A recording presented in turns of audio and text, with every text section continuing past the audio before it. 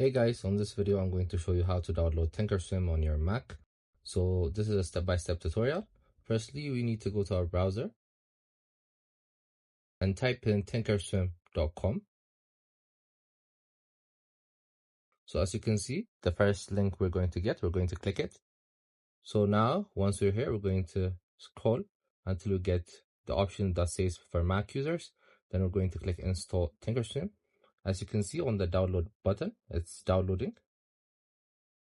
So once it's done, we're going to go to our files and we're going to click on downloads, Thinkorswim installer. Then once we click it, it's going to start installing. So it's done now. We're going to click on OK. Then we're going to proceed until we find acknowledge. Then after we acknowledge, we're going to click on next. So once we go through the steps, it's done downloading. So we're going to click on finish. As you can see, there is the app that's on our webpage. I hope you guys like this video. Subscribe for more, follow for more. I'm going to see you guys again soon. Goodbye.